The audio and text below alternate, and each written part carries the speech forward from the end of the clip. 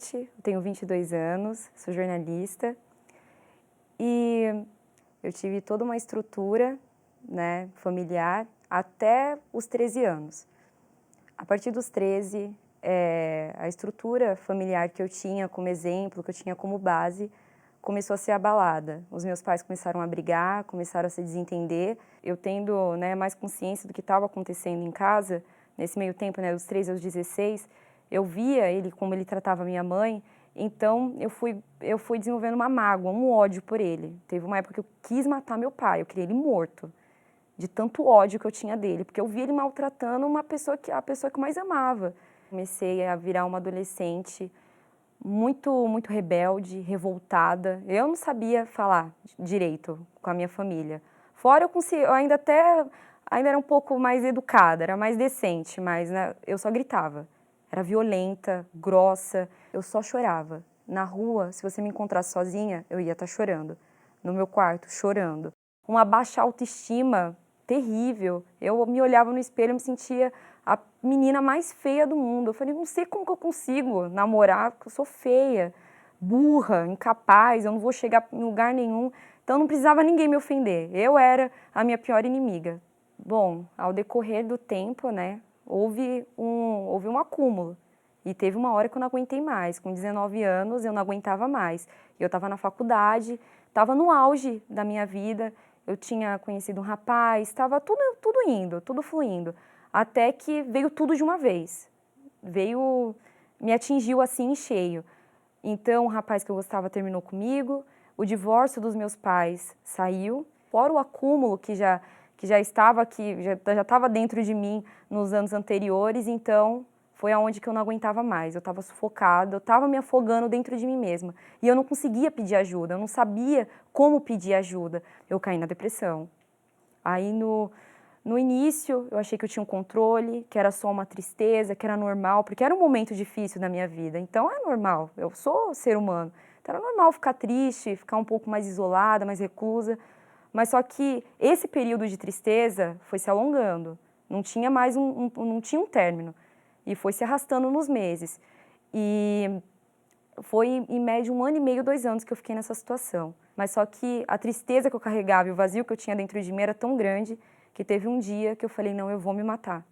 E a caminho da faculdade eu abracei minha mãe, me despedindo dela, ela nem sabia. Me despedindo dela e ela falou, mas você não é de abraçar. Eu falei, não, mãe, é. Falei, não, é. E aí eu falei pra ela, olha, desculpa, eu pedi perdão pra minha mãe, desculpa não ter sido uma filha tão carinhosa, tão presente como a senhora merecia, mas que a senhora fica bem. E ela não entendeu muito bem o que eu estava dizendo, tudo aquilo que eu não era de expressar, né, os sentimentos, não era de abraçar, não era de contato físico. E eu estava me despedindo ali da minha mãe e eu fui já com a ideia fixa. Eu falei, não, eu vou me matar. Eu vou chegar na linha do trem e quando o trem estiver vindo, eu vou me jogar e não vou pensar. E aí quando eu cheguei na plataforma, eu me inclinei mesmo, inclinei o meu corpo, eu falei, não, acabou. E aí eu fechei os meus olhos e eu falei, acabou. E alguém me puxou. E aí na hora caiu a ficha, eu falei, não, meu Deus, o que eu estou fazendo? O senhor não quer isso para mim? Não, veio uma voz, né, na minha cabeça, você tem solução, você tem jeito, o seu caso não está perdido, ainda tem jeito para você. A minha mãe havia vindo, né, uma sexta anterior, e ela falou, Ingrid, por que você não vai lá no templo, sexta-feira? E era uma reunião que eu tinha resistência, e alguma coisa me incomodou, vai. E eu falei, não, eu vou porque eu já tinha acordado mal eu já tinha também, aqueles pensamentos suicidas tinham voltado já há alguns dias, e eu falei, meu Deus, se eu for nessa sexta-feira, se nada mudar, que eu já não aguentava mais, se nada mudar, eu vou arrumar algum jeito e vou me matar, vou tirar minha vida. E eu vi ao tempo, deu tudo errado. tudo errado para eu vir, tudo errado. Saí de casa meia hora atrasado, o trem atrasou, o transporte atrasou, um que chamava, um que parava na rua, deu tudo errado para eu vir. Eu cheguei até 10 minutos atrasada. E eu cheguei justamente no momento da oração da libertação, que o bispo pede para vir à frente, no altar.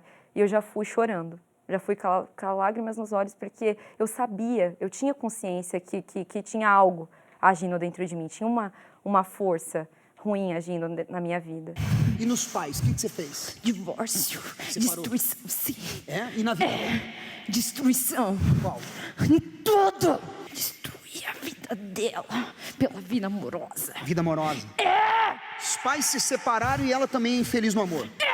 Você perdeu essa alma aqui agora. Em nome de Jesus, todos vocês para o inferno. Depois que eu recebi a oração e fui liberta de fato, eu estava leve. Pela primeira vez eu consegui ver as coisas claramente. Não, eu sei o que eu quero fazer agora. No entanto, que a minha primeira atitude após a oração, após a minha libertação, foi me batizar nas águas. E eu desci as águas com o peso de um concreto, mas quando eu levantei, estava mais leve que uma pena, eu saí flutuando. E após esse dia, eu perdoei o meu pai, né, por tudo que ele já tinha feito, eu tinha perdoado, então meu coração ficou leve. E para me ajudar em tudo isso, em seguida, veio o jejum de Daniel. E ali eu vi a oportunidade, se eu já tinha visto, né, na libertação, a oportunidade de uma mudança de vida, no jejum de Daniel eu vi uma proposta de transformação de vida. E eu queria isso para mim, eu falei, meu Deus, não. Esse jejum de Daniel, alguma coisa tem que acontecer, eu não aceito que ele termine sem o teu espírito. Se eu orava só quando eu ia para a igreja, comecei a orar a todo momento, até quando eu lavava a louça, ia orando, tomando banho, orando. Eu aguardava, assim, ainda mais que eu ouvia, né, o bispo todos os dias ao meio-dia. Então, a expectativa só aumentava. E o meu coração entristecia porque o jejum ia acabar. Por mim, eu vou ser sincera, eu não queria que o jejum de Daniel acabasse nunca. E no último domingo, né, no dia 26, para mim era uma expectativa enorme. Eu me preparei como se fosse para o meu casamento mesmo. Eu preparei a minha roupa, a minha oferta, convidei testemunhas, porque no casamento, né, a gente precisa de testemunhas. Eu falei, não, vai acontecer. Apesar de ter me libertado aqui no templo, no último domingo agora, dia 26, né, no último dia do jejum de Daniel, eu fui buscar o Espírito Santo, me preparei com a minha testemunha, com a minha oferta, me derramei na minha igreja mesmo, uma igreja de bairro, simples comparado ao templo, a grandiosidade do templo, mas ali eu sabia que eu ia encontrar o que eu busquei nesses 21 dias. Então eu me preparei, eu entrei, até que veio, né, um momento que o bispo entrou, né, por transmissão do Monte Hermon, e o pastor havia pedido para ir lá na frente do altar. Eu falei, meu Deus, é agora. Eu fui tomada por uma certeza que eu iria conhecê-lo, que não tinha dúvida, era uma certeza tão absoluta que não tinha espaço para dúvida.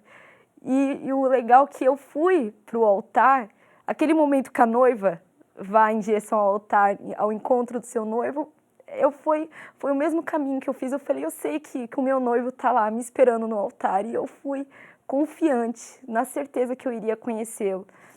E aí foi onde eu falei, meu Deus, eu não mereço. Eu te rejeitei, eu neguei o seu amor por muitos anos, mas eu quero salvar. Eu quero salvar outras pessoas que sofreram os mesmos problemas que eu, e até pior. Mas eu não posso salvar se eu não estiver salva. Eu não posso falar de um Deus com propriedade se eu não conhecê-lo, se eu não ter dentro de mim. Eu quero te servir para sempre, eu quero ficar com o Senhor para sempre.